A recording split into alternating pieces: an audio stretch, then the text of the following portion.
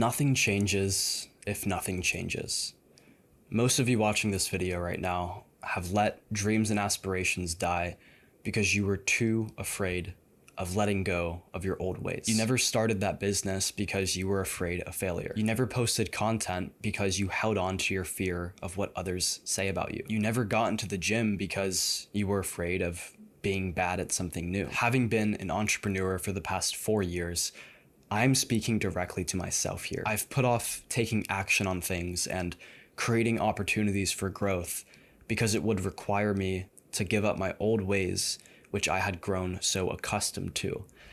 And man, do I regret it. Now, after learning the philosophy which I'll share in this video, I've been able to build my own personal brand to over 450,000 followers. I've worked with a handful of 8-figure entrepreneurs and even built my own successful consulting business.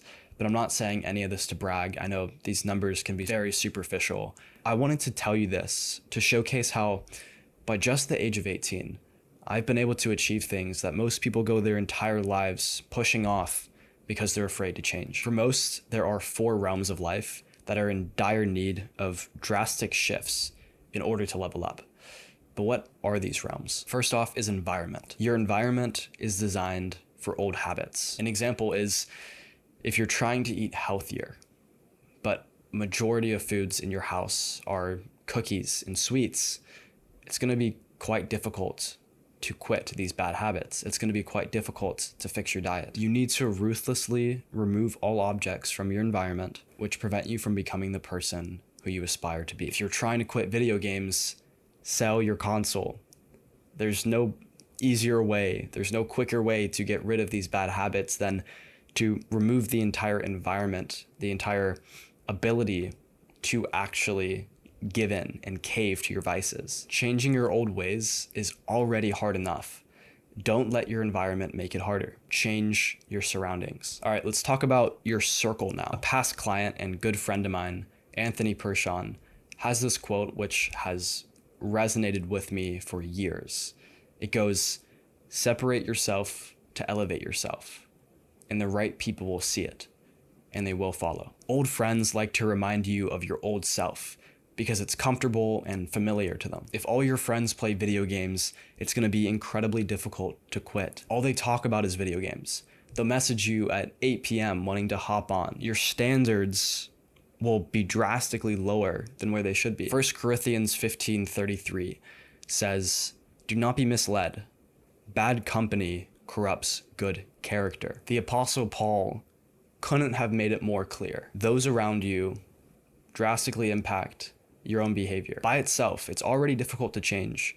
So why would you constantly surround yourself with people who back a version of yourself which you want to leave? New friends mean you can form a new identity. And if you can't find them, then just keep working on yourself until they find you. Now, this doesn't mean to just forget your day ones and cut off good friends around you, as that can be extremely negative. I understand that it's good to be a light for those lost, but most people don't want to change.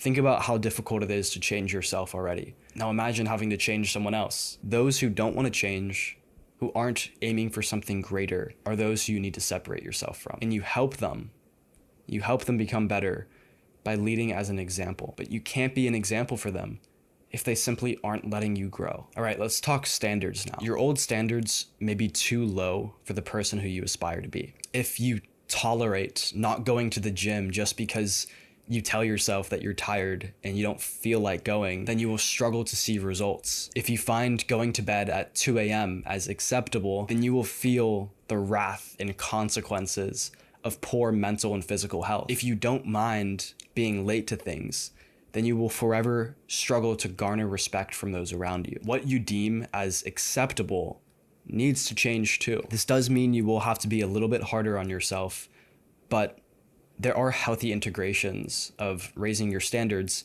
if they are simply too low. If you've been too easy on yourself and it's causing you to slip over and over again, then it's time to look at your standards and possibly raise them, to set the bar higher and not accept things which fall short. All right, I want to talk about aim now. You must question your aim if you ended up where you didn't want to be. If you're not on a trajectory towards becoming the person you aspire to be. If your highest goal was to make 10K a month, but you lack the motivation to even get out of bed in the morning, then I would argue that you could have a better aim. If your aim is to be famous, but this goal has burned bridges and ruined relationships, then I would question if this is a good aim. I'll create a more detailed video on this, but to give you something here, your aim should be greater than yourself. The best goals and directions to aim at are selfless. It's in wanting the betterment of those around you.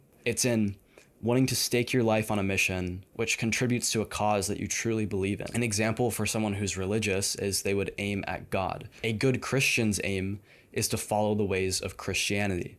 A good Muslim's aim is to follow the ways of Islam. I say good because most religious people claim to be aimed at a righteous objective while their actions don't back it. Claiming an aim is one thing, but proving it by actions is another. Pick a better aim and live accordingly. The whole idea of nothing changes if nothing changes can be dwindled down to the fact that our habitual routines and our ways of approaching life clearly didn't work if we're not where we want to be and if everything is cascading into chaos.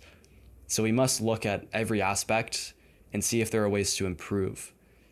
Now, there are some aspects which don't need improvement.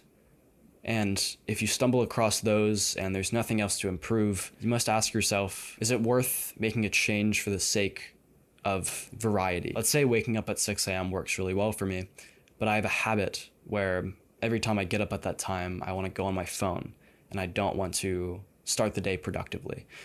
Maybe it's worth waking up at 5:30 or 5 or maybe even 7 just to kind of change the way your life is structured, to change the way you approach your days so you can reprogram your mind towards this new identity or this new goal or new structure of habits which you want to implement. So in some cases, you need to change for the sake of change. It's not always improvement. If there's nothing else to improve, sometimes you have to just change things to give your brain a fresh canvas to build new habits and attach your new identity to. Don't expect the same approach to get you better results. Now, there's a whole law of consistency where for some things you just have to keep showing up over and over again, doing the same things in a very boring way, and you'll see results over time. That's like with the gym. If you continue to show up, even if you don't see progress after a week, in 6 months, if you're doing things right, you will see progress. But for most, your problem is not extending your timeline. It's changing your ways. The definition of insanity is doing the same thing over and over again, expecting a different result. And I've seen so many people do this. They say they want to do something, but they never take action or they fall short because they keep using the same methodologies which have failed them over and over. Try a new approach, get creative, do more research, become more educated on the topic. If something isn't working for you, then something needs to change. Now, I want to note that prayer in a time like this is incredibly important, but don't stop there. Mother Teresa has this quote that says, "I used to pray that God would feed the hungry, or do this or that. But now I pray that he will guide me to do whatever I'm supposed to do, what I can do. I used to pray for answers, but now I'm praying for strength. I used to believe that prayer changes things, but now I know that prayer changes us, and we change things." You must take responsibility for your actions rather than blaming it on the most convenient thing nearby, which is often God. Change is hard, growth is painful, and becoming the person you aspire to be is not easy. And that never changes. You'll lose old habits, old comforts, and sometimes even old relationships. But as Theodore Roosevelt once said, nothing worth having comes easy. Thanks for watching. I'll see you in the next one.